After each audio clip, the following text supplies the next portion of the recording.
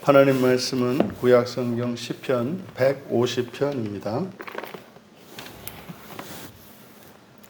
우리 같이 한 목소리로 함께 읽겠습니다. 할렐루야. 그의 성소에서 하나님을 찬양하며 그의 권능의 궁창에서 그를 찬양할지어다. 그의 능하신 행동을 찬양하며 그의 지극히 위대하심을 따라 찬양할지어다. 나팔 소리로 찬양하며 비파와 수금으로 찬양할지어다.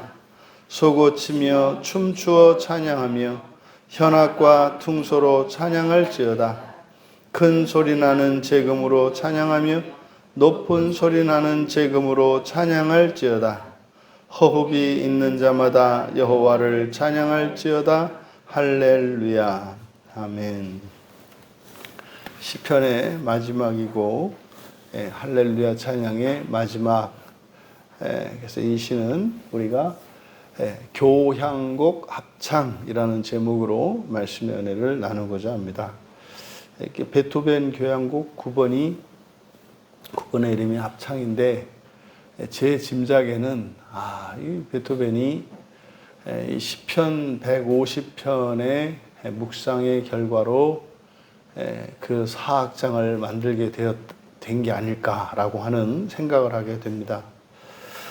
정말 이제 우리가 이 시를 살펴보겠습니다만, 이 150편의 이 영광은 오늘날 정말 교향악단이 이제 합창단과 함께 부르는 그 찬양하는 모습, 그러니까 그것이 마치 종말의 때에 정말 새 노래를 부르며 그 하나님 나라의 영광으로 연합되어질 때 부르는 그 교향곡 합창입니다. 교향곡 합창이라고 하는 것은, 교향곡은 모든 악기들을 동원한 것이고, 이제 합창은 사람이 이제 각 성부에 따라서 모든 성부로 함께 부르는 거죠. 그래서 악기와 사람의 목소리가 한데 어우러져 여호와의 영광을 노래하는 그런 시로 마무리합니다.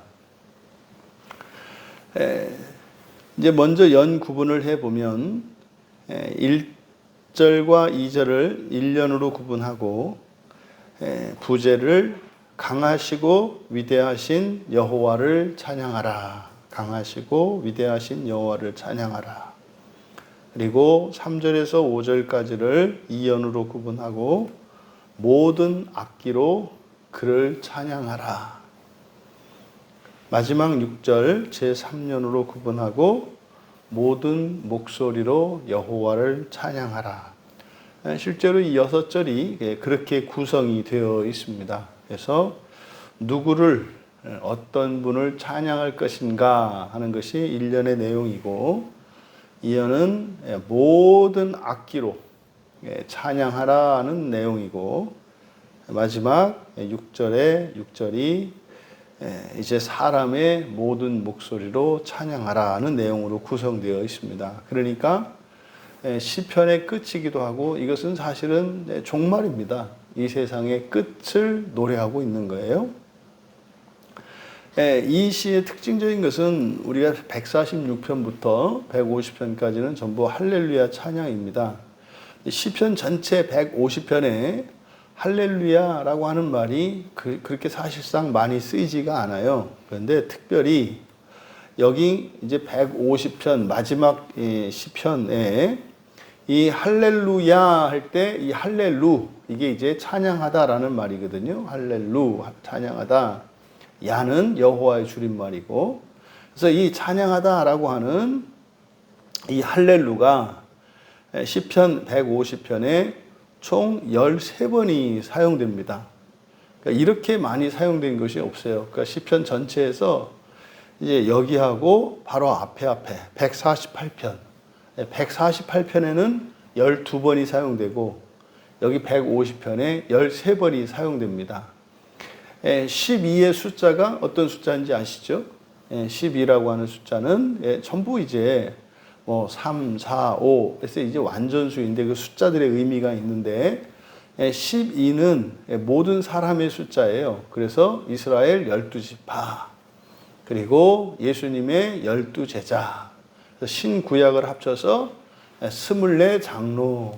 이게 이제 신구약의 모든 성도들을 상징하는 숫자가 12거든요. 그러니까 12, 12에서 24고, 그래서 이 12라고 하는 숫자는 모든 이들을 의미해요.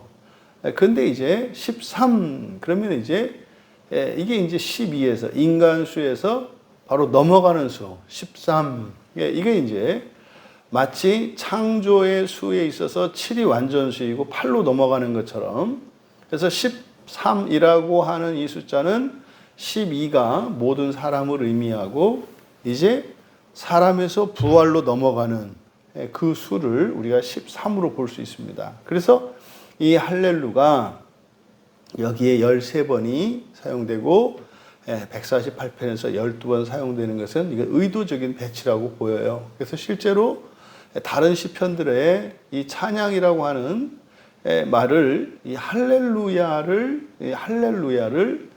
그렇게 많이 사용하지 않습니다. 기껏해야 3번, 4번 많이 쓰이면.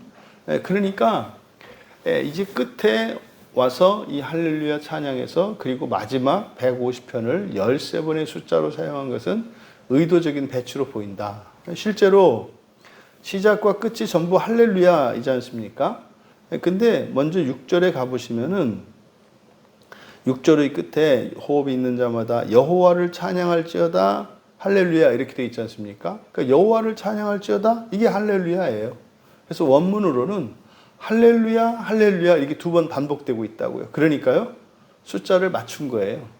13번을 맞추기 위해서 할렐루야를 끝에 가서 한번 반복한 것으로 보입니다. 그러니까 이게 바로 새 창조를 의미하고 사람의 부활을 의미하는 거예요. 그러니까 부활 직전에 부르는 찬양 뭐 이런 의미가 되겠죠. 이제 1절에 보시면 그의 할렐루야 그의 성소에서 하나님을 찬양하며, 여기서 하나님은 엘입니다. 엘. 여호와 할렐루야의 야는 여호와의 줄임말이고, 여호와는 언약의 하나님, 하나님의 언약의 그 헤세드의 하나님을 강조하는 게 여호와예요. 엘이라고 하는 이것은 하나님의 초월성, 전능성, 능력에 있어서 뛰어나신 하나님, 전능하신 하나님을 나타낼 때 엘이라고 합니다. 그러니까 할렐루야를 의미를 부여해서 번역하면 할렐루야, 너희는 여호와를 찬양하라 이렇게 되는 거예요. 너희는 여호와를 찬양하라. 그리고 너희는 그의 성소에서 신을 찬양하며, 이때 이제 하나님이라고 하지 말고 신이라고 해야 돼요. 왜? 이때 신이 의미하는 것은 초월적 존재를 나타내는 말이기 때문에. 그리고 이제 끝에서 그의 권능의 궁창에서 그를 찬양할지어다. 지금 이제 우리말 성경에는 이게 이제 번역이 잘 되어 있지 않아서 강조하는 초점이 이게 이제 찬양하다라고 하는 이 할렐루가 13번 사용되니까 할렐루에 초점이 돼요. 근데 지금 우리말 번역에서 빠뜨린 게 뭐냐면 전부 이 찬양하다가 여호와를 찬양하라는 거예요. 그러니까 너희는 복수형으로서 너희는 여호와를 찬양하라, 신을 찬양하라, 이렇게. 그리고 그를 찬양하라. 전부 대명사로 그를 찬양하라. 그러니까 모든 절에 할렐루야가 다 들어가 있습니다. 그런데 모든 절에 들어가 있는 할렐루야가 전부 목적어를 생략하고 있어요. 지금 1절과 2절에서는 그 찬양의 대상을 이제 구체적으로 여호와, 하나님 이렇게 정확하게 지목하고 있습니다만 1절의 끝에서처럼 1절의 끝에 그를 찬양할지어다 이렇게 돼 있지 않습니까? 그를. 그러니까 여기는 그러니까 히브리 동사는 자동사의 경우에 그러니까 히브리어 같은 경우에는 동사 자체에 목적어를 포함시키기도 합니다.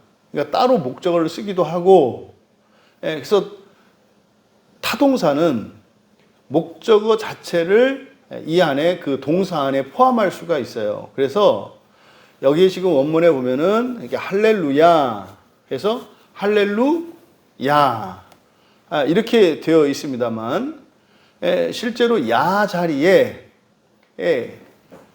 하나님 그를이라고 하는 목적어가 다 들어가 있습니다. 뒤에 있는 경우들은. 근데 이제 우리말 성경에서는 그걸 빼버렸기 때문에 초점이 그 찬양의 대상이신 여호와가 초점인데, 우리말 성경은 그 목적어가 사실은 초점인데 찬양이 초점으로 찬양이 이렇게 강조되는 것처럼 우리말 성경에는 번역되어 있단 말이에요. 그래서 먼저 원문을 그대로 번역해서 한번 읽어드릴 테니까 우리말 성경과 느낌이 어떻게 다른지 한번 보세요. 1절부터 6절까지 먼저 읽어드릴게요. 너희는 여호와를 찬양하라. 너희는 그의 성소에서 신을 찬양하라. 너희는 그를 권능의 궁창에서 찬양하라. 너희는 그를 찬양하라. 그의 강하심으로 너희는 그를 찬양하라. 그의 강하심으로. 너희는 그를 찬양하라. 그의 위대하심의 많으심을 따라서. 너희는 그를 찬양하라. 3절입니다. 양각불 나팔을 불면서. 너희는 그를 찬양하라. 수금과 비파로. 4절. 너희는 그를 찬양하라. 소고와 춤으로. 너희는 그를 찬양하라. 현악과 퉁소로. 5절. 너희는 그를 찬양하라. 들리는 심벌주로. 너희는 그를 찬양하라. 울리는 심벌주로. 마지막 6절. 모든 그 호흡은 여호와를 찬양하라. 여호와를 찬양하라. 지금 이렇게 읽어드리니까 너희와 그가 굉장히 강조되잖아요. 너희는 그를 찬양하라. 이때 그는 여호와를 나타내는 말이란 말이에요. 그래서 너희, 그러니까 복수로서의 너희 모든 인류를 가리키는 것이고, 유일한 찬양의 대상 여호와, 이것이 먼저 가장 우선합니다. 그리고 이제 온갖 방법들, 이것이 지금 시편 150편에서 노래하는 것이다. 이거는 그 마지막 그 부활의 영광, 그리고 첫 창조 세계가 완성된 이후에 부활의 영광을 본 선지자가 부르는 노래입니다. 이거는 실제로 그렇게 되죠. 훗날 우리가 죽었던 성도들도 살아나고, 뭐 어찌했든지 간에 뭐 지옥에 들어갔던 성도들도 다 다시 일어나서 정말 온 세상이 여호와께로 이제 연합되어지는 그때, 그 직전에 모든 것이 그 마지막 순간 있지 않습니까? 천년왕국의 끝과 새하늘과 새 땅, 새 창조 세계가 열리는 그 지점이에요. 그 지점에서 일어날 일을 지금 여기에 써놓은 것이다. 그러니까 1절에서 그 찬양의 대상을 여호와, 그리고 신, 그리고 그 이렇게 되어 있습니다. 그래서 1절에서는 그의 성소에서, 이때 그의 성소는 하늘 성전이죠. 5번째 성전 하늘 성소. 사실은 이때 하늘 성소는 어디가 되겠습니까? 창조 세계 전체, 이제는 하늘과 땅이 합쳐진 상태란 말이에요. 그리고 그의 권능의 궁창에서, 그러니까 궁창 하늘이죠. 하나님이 세상을 창조하셨을 때 윗물과 아랫물로 나누시고 그 사이에 궁창이 생긴단 말이에요. 우리가 얘기하는 공간 또는 하늘, 여기 이제 궁창이잖아요. 그러니까 하늘과 하나님 계신 저 천국과 우리가 살고 있는 이 지상 사이, 여기를 궁창이라고 한단 말이에요. 이거를 확 줄여서 사람에게 넣어놓으면 뭐가 돼요? 이게 마음이에요. 하늘과 땅 사이에 있는 궁창. 이게 사람을, 이거를, 그러니까 온 우주 세계를 확 줄여서 마지막으로 사람에게 말하자면은 압축 파일로 이렇게 압축해 놓은 거예요. 그러니까 이 궁창이 사람의 마음이라고요. 그리고 2절에서 여기에 보면 참 진짜 놀라운 시인데 2절에 보시면 그의 능하신 행동을 찬양하며, 그러니까 이거는 잘못된 거예요. 전부 찬양의 대상은 누구예요? 그를, 여호와를 해요. 여호와를. 그래서 능하신 행동을 찬양하는 게 아니에요. 그래서 찬양은 여호와예요. 그냥. 너희는 그를 찬양하라. 너희는 그를 찬양하라. 어떻게? 능하신 행동, 이게 지금 게브라를 이렇게 번역해 놓은 거거든요.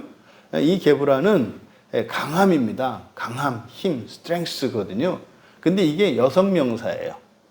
여성명사. 그래서 의미를 좀 살리기 위해서 너희는 그를 찬양하라.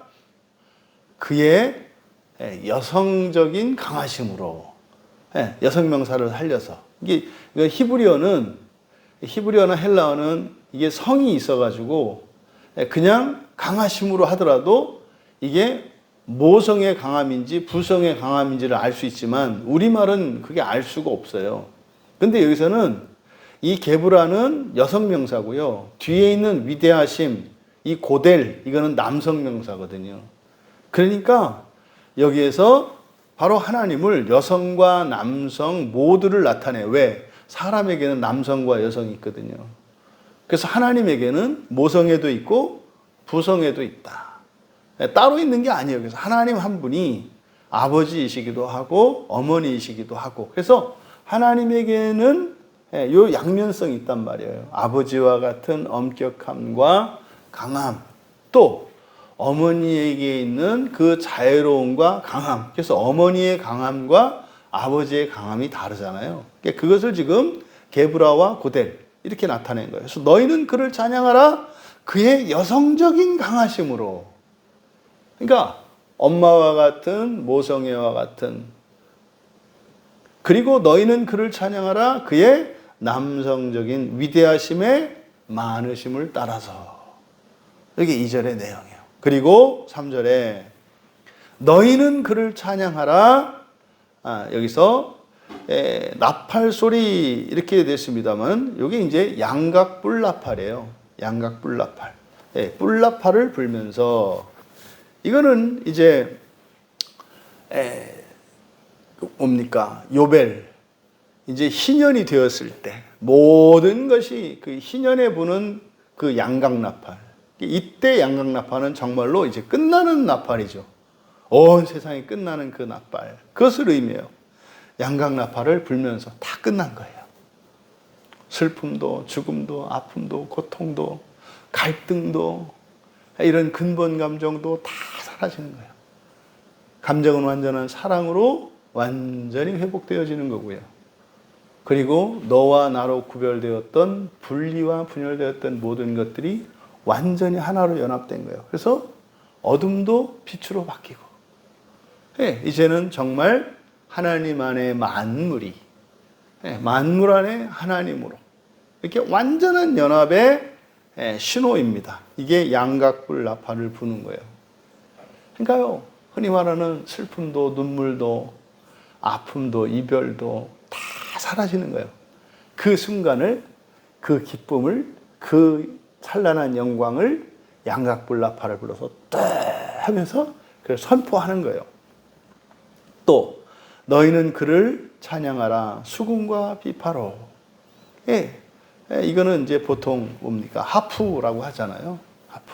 이게 이제 비파는 잘 안 어울리죠, 사실은. 하지만 어쨌든 이게 현악기를 이렇게 튕기는 거예요. 그 다음에 뒤에 나오는 이제 4절에 너희는 그를 찬양하라. 소고와 춤으로. 소고와 춤으로. 그리고 너희는 그를 찬양하라. 현악과 퉁소로. 이 퉁소는 관악기를 말하는 거죠. 이게요, 지금 사람들이 발명한 모든 악기들이 여기에 다 열거되고 있는 거예요. 뭐 관악기, 현악기, 타악기 뭐 할 것 없이 전부 지금, 그러니까 우리가 하는 이 교향악단 안에, 오케스트라에 있는 모든 악기들이 지금 여기에 열거되고 있는 겁니다. 그리고 5절에 너희는 그를 찬양하라. 그래서 여기 이제 재금이라고 되어 있습니다만 이게 이제 재금은 사실 이게 뭐 쓰지도 않는 말이고 뭔지 모른다고요. 그래서 이거는 타악기거든요. 심벌주입니다. 심벌주. 그래서 들리는 심벌주로, 그러니까 소리 나는 들리는 그대로 직역하면 들리는 심벌주로 너희는 그를 찬양하라. 울리는 심벌주로. 그러니까 들린다 울린다라고 하는 것은 뭡니까? 소리를 내라는 것이고 울리는 이건에서 큰 소리를 내는 이렇게 얘기를 한 거죠. 그리고 마지막 6절에서 호흡이 있는 자마다 여호와를 찬양할지어다. 여호와를 찬양할지어다. 그러니까 모든 그대로 직역하면 여기서 호흡이 있는 자라고 번역된 말이 네샤마라는 말이에요. 근데 이게 연구 대상이거든요. 이 네샤마가 창세기 1장과 2장의 사람이 달라요. 그렇죠? 사람의 창세기 1장의 사람 아담은 흙으로 지어졌어요. 근데 창세기 2장 7장에 보면은 흙으로 지은 사람의 코에 생기를 불어 넣는다고요. 그때 생기할 때 기, 이게 네샤마예요. 네샤마. 이게 이제 성경의 본문에 따라서는 호흡이라고 번역되어 있습니다. 근데 이게 이제 영과도 관련되어 있고 어떤 우리 안에 있는 그러니까 이제 영혼 육 이렇게 이제 구분하는 사람들에게 있어서 혼에 해당하는 게 이 네샤마예요. 그래서 어쨌든 본문에 그냥 번역 그대로 네샤마를 호흡이라고 할 때 여기서 이제 의도하는 바 호흡이 있는 자마, 그러니까 모든 그 호흡은 이라고 얘기를 했단 말이에요. 그러니까 모든 그 호흡 네샤마거든요. 그 네샤마는 창세기 1장의 사람이 아니라 창세기 2장의 사람 이쉬라고요. 그래서요, 이건 지금 누가 부르는 찬양이라고요? 부활한 성도들이 첫 창조 세계를 재창조하기를 완성시키고 이제 새하늘과 새 땅으로 들어가는 새 창조 세계로 들어가는 그때 부르는 거기 때문에 이거는 그냥 사람이 아담이 아니라 바로 거듭난 사람이 완성하여 부활된 성도를 지금 여기서는 네샤마 호흡이 있는 자마다라고 번역을 한 거예요. 그래서 6절이 의미하는 건 뭡니까? 사람의 목소리입니다. 그러니까 모든 사람의 목소리로 여호와를 찬양하라. 여호와를 찬양하라. 이렇게 되는 거죠.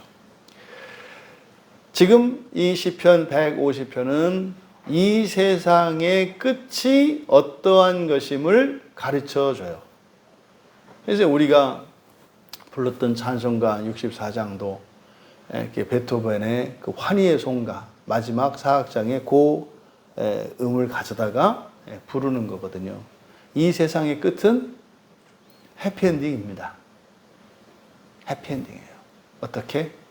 이 환희의 송가를 부르면 온 세상은 끝나게 되어 있어요.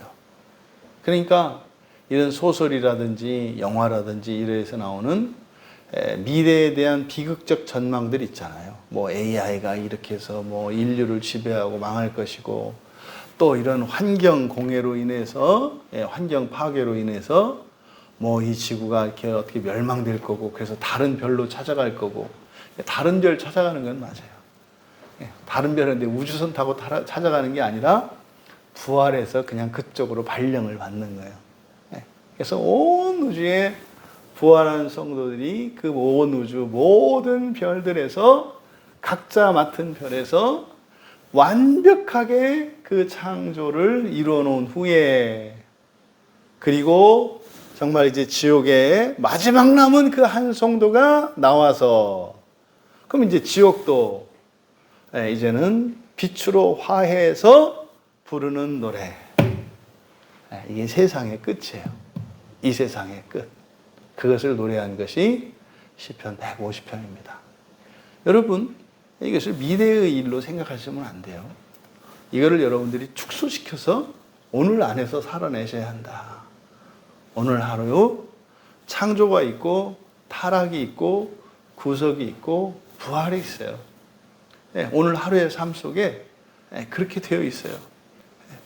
새롭게 시작하잖아요. 우리가 새벽을 열어서 하루를 새로 시작하잖아요. 또 이제 하루 시작하다 보면 이제 몸도 지치고 마음도 상하고 누군가가 또 이렇게 해서 또 타락하고 넘어지는 일이 생겨요. 그때 또 우리는 정신 차리잖아요.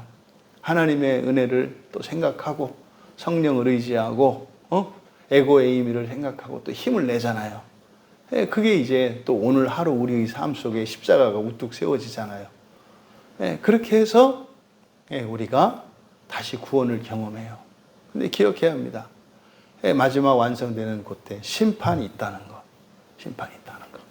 그래서 이제 오늘 단톡방에 그 합창교향곡을 간단하게 이렇게 아주 설명을 잘한 그 강사가 설명을 아주 짧게 또 한 게 있더라고요. 단톡방에 올려드릴 테니까. 정말 그 베토벤의 합창교향곡이 야 이게 성경을 요약한 거구나. 시작에서 끝. 이 세상의 시작에서 끝을 한 거구나. 그래서 가장 위대한 교향곡이라고 했던 것이 성경에 하나님의 창조 섭리를 담아 놓았기 때문에 그랬던 거예요. 여러분, 우리의 끝은 그 영광스러운 부활로 끝이 되어 있습니다. 우리가 이렇게 애쓰고 참고 주의 말씀을 따라 살아가는 이유는 심판 때문에 그래요. 심판이 있기 때문에. 온전한 심판을 위하여. 하지만 우리가 불완전한 중에라도 그 마지막 날 부활의 영광을 누리며 살 수 있게 된 것은 바로 이 땅에 오셨던 우리 주 대신 그리스도 예수로 말미암은 것입니다. 그분이 성령을 보내주셔서 이 안에 성령이 계시고 또 우리가 이렇게 아침으로 하나님을 예배하고 하나님의 말씀을 들을 때 이 안에서 창조의 일들이 일어나고 어둠이 물러가고 빛으로 바뀌는 일들이 일어나요. 우리에게 일어나는 이 변화는 온 세상에 영향을 미쳐서 그렇게 바로 이 150편의 찬양, 이 교향곡 합창을 부르는 그 날을 향해서 우리가 한 걸음 한 걸음 다 나가는 겁니다. 사실은 우리들 한 사람 한 사람의 인생이 하나의 악기죠. 우리들이 살아가면서 겪는 이 모든 사연들이 이 아름다운 선율이 되죠. 그 모든 것이 한데 어우러져서 완벽한 하모니를 이루고 아름다운 그 음악으로 하나님께 영광 돌릴 줄 믿습니다. 그러니 우리 인생 자체가 참으로 영광스럽습니다. 왜요? 그날의 합창에 합쳐질 때 우리의 인생의 선율과 그 가사들이 완벽한 조화를 이루며 하나님의 완전한 창조 세계를 회복하는 것이기 때문에 그렇습니다. 오늘 하루 어떤 삶이어도 괜찮습니다. 죄 가운데 있더라도 또 우리가 은혜 가운데 참 영광스러운 삶을 살아갈지라도 그것이 마지막 그 합창 안에서 모든 것이 영광스럽고 아름답고 선한 것이 됩니다. 그 생각을 해봤어요. 여러분, 아침에 해가 떠오를 때 1월 1일 날 해돋이 보러 가는 사람들이 선하고 악하고 어디 있습니까? 똑똑하고 미련하고 부자고 가난하고 어디 있습니까? 떠오르는 해도 차별 없이 모든 사람들이 보고 감격하고 벅차오르는데 우리 주 예수는요? 왜 우리 주 예수는 소수의 제한된 사람들만 기뻐하고 감사하고 어떤 사람들은 악감정을 가질까요? 해만 또 못하잖아요. 네? 여러분, 이 꽃을 보아도 모두가 아름다운 그 심상을 느끼잖아요. 근데 왜 예수 그리스도를 그리고 주님의 몸된 교회를 볼 때 왜 어떤 사람은 그걸 추하다고 생각하고 꺼려하고 말이죠. 어떤 이들은 거기에 탐닉할 정도로 빠지고 말이죠. 왜 이럴까요? 예수 그리스도가 꽃만 또 못한 거죠.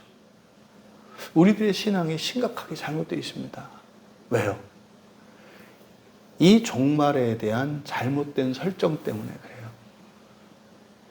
중세 1500년 그리고 종교개혁 500년 이후로 중세 1000년과 그리고 종교개혁 이후 500년 이 기간이 잘못된 종말관 속에서 살았어요. 끝이 뭡니까? 영원한 생명과 영원한 죽음으로 나뉜다고 하는 잘못된 설정이었어요. 오늘 시편 150편은 그렇게 이야기하잖아요. 선한 자도 악한 자도 그 날에는 다 선하게 될 것이고 영광스럽게 될 것이다. 이게 합창의 가사예요. 합창의 가사. 그러니까 이 베토벤이라고 하는 음악가조차도 하나님의 창조세계의 종말을 보고 그렇게 아름다운 음악으로 해놓았는데, 정작 하나님을 예배하고 진리를 지키고 있는 우리의 교회들은 그 음악 한 편만도 못한 그런 잘못된 신앙생활을 해왔다는 것을 깨닫게 됩니다. 여러분, 시편 이 150편의 마지막 합창이 여러분의 인생관을 바꾸고 여러분 하루하루의 삶 속에 그 종말의 부활의 영광을 느끼고 누리며 살아갈 수 있게 하는 그런 은혜의 시편이 되기를 주님의 이름으로 축원합니다. 존귀하신 하나님, 150편의 시편을 살펴보면서 이 시편 안에 담긴 하나님의 구원의 계시를 보고 감탄하고 감탄하지 않을 수 없었습니다.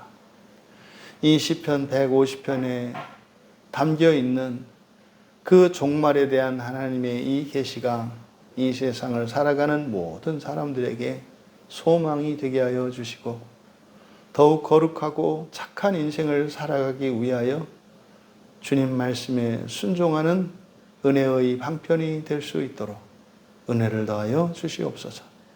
감사하며 예수님의 이름으로 기도하옵나이다.